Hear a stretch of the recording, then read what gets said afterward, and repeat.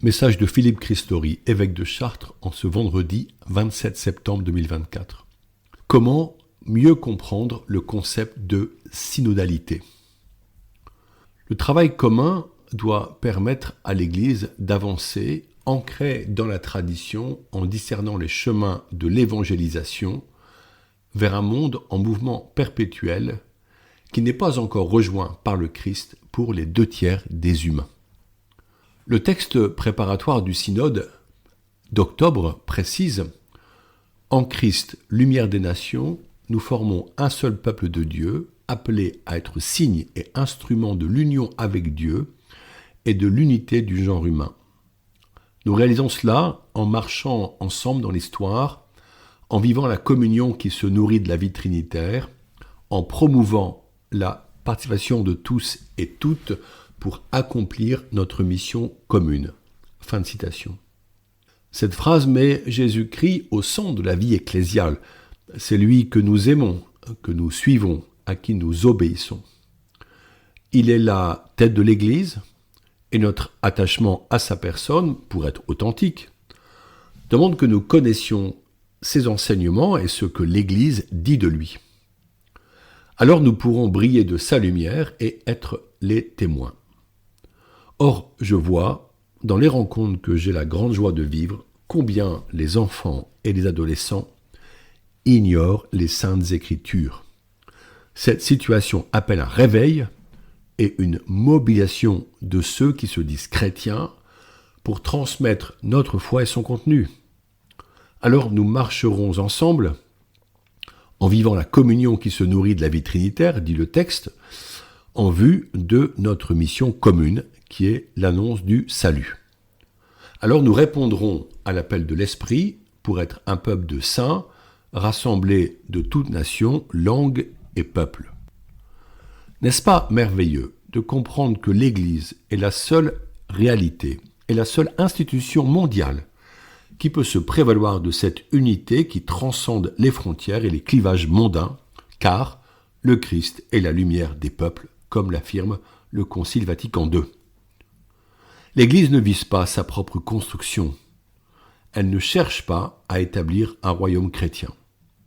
Elle est au service de l'avènement de Jésus-Christ, par qui tout est donné, la vie, l'amour et l'éternité. Elle porte la responsabilité de faire connaître son message de miséricorde, ô combien nécessaire si l'on regarde notre société en France, tourmentée par les divisions et la dégradation des relations humaines et des mœurs. Le but du texte préparatoire du synode romain est de préciser ce que l'on entend par le terme synodalité. On le simplifie souvent en disant qu'il s'agit de marcher ensemble.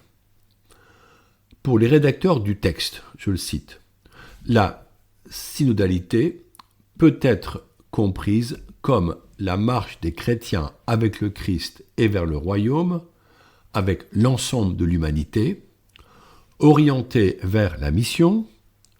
Elle implique de se réunir en assemblée aux différents niveaux de la vie ecclésiale, de s'écouter les uns les autres, de dialoguer, de procéder à un discernement communautaire, de rechercher le consensus comme expression de la présence du Christ dans l'esprit et de prendre des décisions dans le cadre d'une co-responsabilité différenciée. Fin de citation. Il s'agit donc d'aborder la synodalité dans toutes ses dimensions, y compris dans sa dimension œcuménique. En effet, comment ignorer l'héritage des chrétiens des autres confessions ? L'ignorer serait penser que l'Esprit Saint ne leur a rien communiqué, rien dit qui puisse enrichir aussi notre Église catholique. Ce serait penser que ces frères et sœurs chrétiens sont hérétiques, comme on l'a trop souvent affirmé. En leur ouvrant la porte, nous pourrons leur témoigner des trésors de grâce reçus dans l'Église catholique, particulièrement par la vie des saints et des martyrs nombreux au cours de ces derniers siècles.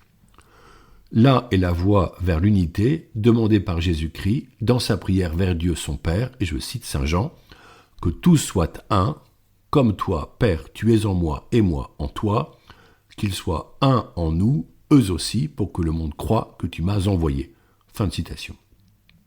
Le texte parle de s'écouter les uns les autres, ce qui motivera des rencontres et des partages que toute paroisse et tout mouvement ont le devoir d'organiser en commençant par lire ensemble la parole de Dieu afin d'entrer en conversation dans l'esprit, reçue comme processus spirituel. L'expérience qui est la mienne montre que c'est ainsi que les fidèles trouvent le chemin de l'unité et du consensus pour créer des espaces missionnaires afin d'accueillir, de former, de rassembler les personnes. De cette communion des cœurs et des intelligences jailliront la lumière et l'adhésion, à condition que chacun trouve sa place et qu'on soit ouvert à des points de vue différents des siens. Citons encore ce texte préparatoire qui précise que la synodalité doit s'exprimer dans la façon ordinaire de vivre et d'œuvrer de l'Église.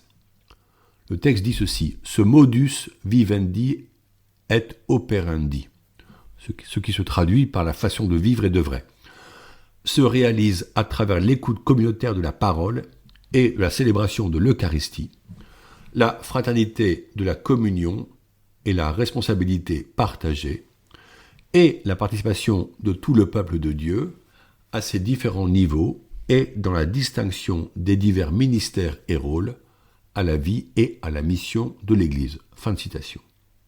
Il y a ici un écho aux paroles de l'apôtre Paul qui écrit aux fidèles d'Éphèse, je le cite: « Les dons que Dieu a faits, ce sont les apôtres et aussi les prophètes, les évangélisateurs, les pasteurs et ceux qui enseignent.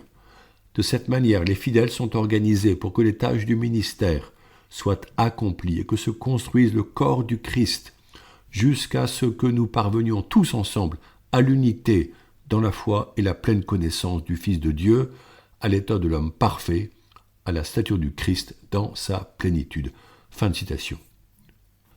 Tout baptisé reçoit divers charismes par l'Esprit Saint. Chacun reçoit une mission par l'autorité des apôtres, c'est-à-dire des évêques et de tous ceux par qui cette autorité est partagée. En premier lieu, les prêtres, les premiers collaborateurs des évêques. Cette belle unité se fait autour de l'apôtre Pierre et de son successeur le pape François, qui est le principe perpétuel et visible et le fondement de l'unité de l'Église, comme le rappelle le Concile Vatican II. La mission de l'Église trouve alors sa fécondité par la complémentarité des états de vie, en accueillant ensemble les divers dons de l'Esprit en vue du bien commun. On comprend que les progrès dans la mission, avec le but de rejoindre des vies et des cultures en constante évolution, demandent un discernement afin de demeurer dans l'unité, en étant toujours conscient que le bien commun ne peut être mis de côté au bénéfice des aspirations individuelles. La synodalité n'est pas une fin en soi, dit le texte. Elle sert la communion de la communauté en vue de la mission. L'Église existe pour évangéliser, c'est-à-dire partager la bonne nouvelle, non seulement par l'enseignement et la parole transmise, mais aussi par les actes personnels des fidèles et les projets entrepris pour rejoindre les diverses réalités ecclésiales et sociétales. Les chrétiens sont avant tout attachés au bien des personnes qui vivent à leur côté. Ils tiennent compte de leurs besoins et sont attentifs au mode de transmission du trésor qu'ils portent en eux par pure grâce divine. Nous ne cherchons pas à parfaire notre fonctionnement en tant qu'institution. C'est d'ailleurs souvent dans des situations plus complexes, voire chaotiques, que jaillit l'intuition spirituelle nouvelle qui bouleversera la vie ecclésiale si les fidèles demeurent ouverts aux motions du Saint-Esprit. Pour conclure ce message, qui ne peut vous partager toute la richesse du texte préparatoire du synode d'octobre, ajoutons la reconnaissance de la place des femmes dans notre Église. Par le témoignage des Saintes Écritures, nous voyons que Dieu a choisi des femmes comme premiers témoins et messagers de la résurrection.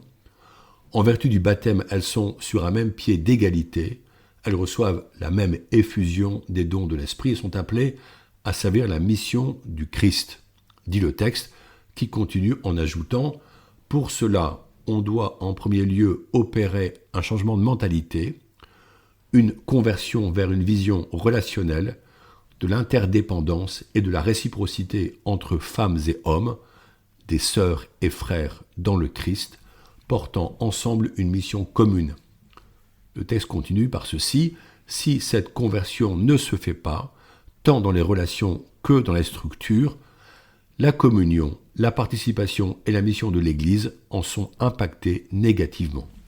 Fin de citation. Personnellement, en tant qu'évêque, je bénis Dieu pour ces femmes qui œuvrent avec moi dans la mission épiscopale. Elles sont nombreuses et compétentes. Elles interpellent d'ailleurs les hommes qui auraient tendance à se désengager. Si les prêtres appelés parmi les hommes assument la célébration des sacrements, ces femmes n'en sont pas moins les membres éminents par leurs dons et leur générosité pour être en responsabilité au sein de l'Église. En toute mission, la place des jeunes filles et des femmes doit être honorée par tous, y compris au service de l'autel, pour les enfants et les jeunes, comme pour les adultes, notamment par les ministères ouverts à tous les laïcs, ministère du lectorat, de l'acolytat et du catéchiste, tels que le pape François les promeut. Nous y avons travaillé au sein de la province ecclésiastique cet été et devons nous engager pour mettre en œuvre les décisions prises. Je vous propose que nous prions maintenant pour ce synode à venir et pour la concrétisation de ces intuitions dans nos communautés. Prions. Nous voici devant toi, Esprit Saint, rassemblés en ton nom.